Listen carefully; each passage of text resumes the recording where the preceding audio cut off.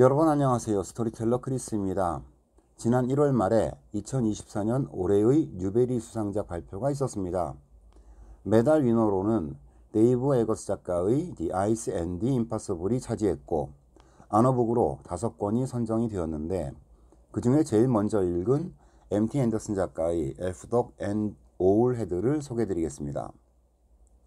이야기의 시작은 월요일 The Queen Under the Mountain 산 아래 여왕이 정한 용 사냥하는 날입니다. 사람들과 사냥개들이 용 사냥에 나서는데 용은 어린 자기 새끼들을 보호하려고 사냥하는 무리들을 엉뚱한 곳으로 유인을 하는데요. 그리고 미리 계획을 한 듯이 자동차들이 붐비는 도로를 건너서 도망쳐버립니다. 어라? 갑자기 웬 자동차로 붐비는 도로가 나오죠? 친절하게 사파까지 보여주면서 말이죠. 사냥을 하던 무리들은 차로 붐비는 도로를 건너 도망친 용을 잡지 못한 것을 분해하면서 돌아가는데 용의 계획을 미리 눈치채고 있었던 가장 똑똑한 사냥개 한 마리가 주변을 살피면서 따라오다가 무리에서 떨어져서 숲에 남고 헤매게 됩니다. 다른 한편으로 세상은 마치 코로나19와 같은 세계적인 팬데믹으로 학교 수업도 온라인으로 진행되고 있는 것 같습니다. 주인공 클레이는 개성 충만한 누나와 여동생과 잘 어울리지 못하고 숙제를 마치고 나면 혼자서 집 근처 숲을 돌아다니는 게 일상인데요. 그날은 온몸이 하얗고 귓속이 빨간 멋진 개를 만나서 집에 돌아오게 됩니다. 클레이의 집에 머물게 된 개에게는 매우 뛰어난 사냥개라는 특징 외에도 한 가지 능력이 더 있는데 사람들은 모르지만 그것은 바로 노름베가 산을 중심으로 여러 종류의 공간이 존재하는데 이런 공간들의 비밀 통로를 찾아서 공간을 이동할 수 있는 능력이었습니다.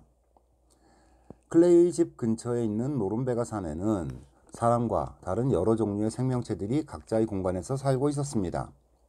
산 아래 왕국에 사는 귀가 뾰족한 무리들, 올빼미 머리를 가진 무리들, 이야기 시작에 나오는 용이나 100만 년 넘게 잠을 자고 있는 거인들, 이런 생명체들이 있었고 클레이가 사는 마을에서 전설로 내려오는 이야기들의 주인공들이었던 거죠.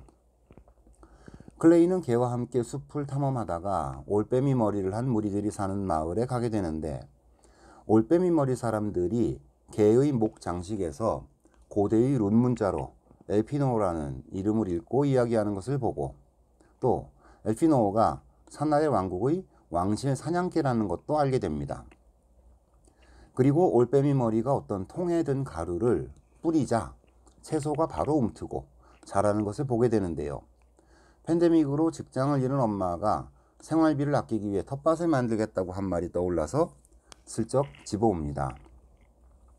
어느 날 밤 올빼미 머리를 한 아모스가 클레이가 올빼미 머리 마을에서 가져온 성장 촉진 가루를 돌려주면 자기가 몰래 갖다 놓겠다고 찾아오는데 자기 마을 사람들이 만약에 알게 된다면 클레이와 가족들에게 큰 저주를 내릴 거라고 합니다. 이야기를 나누면서 둘은 친구가 되고 이후로 클레이, 아모스, 엘피노어는 숲을 탐험하면서 즐거운 시간을 보내게 됩니다.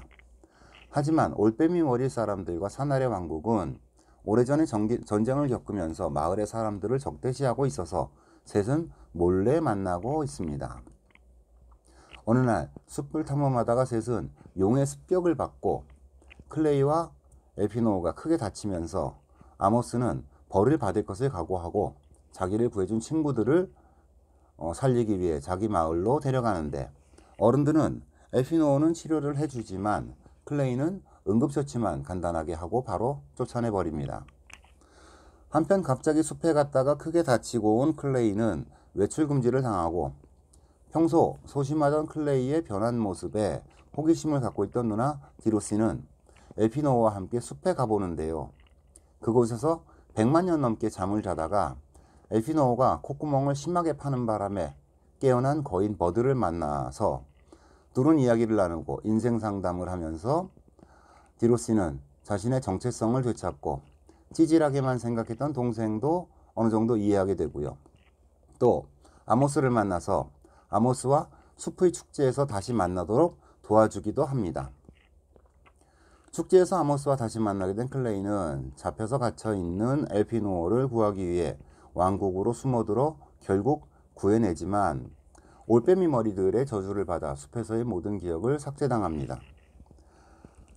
한편 자신들의 사냥개를 인간이 데려갔었다는 것을 알게 된 왕국 사람들은 클레이의 집을 박살내버리는데, 엘피노어가 왕국에서 차고 있던 목줄 장식이 진짜 값비싼 보석들로 만들어진 것이어서 새 집을 짓는 데는 충분하고요. 누나가 들려주는 숲의 이야기를 듣고 클레이는 엘피노어와 함께 산 정상에 앉아 다가올 무언가를 기다리면서 이야기는 마무리됩니다. 용 사냥 중에 갑자기 자동차로 붐비는 도로가 나오고 클레이의 아빠, 엄마, 누나 디로시, 여동생 주니퍼의 개성 넘치는 말과 행동들이 정말 유머러스하고요.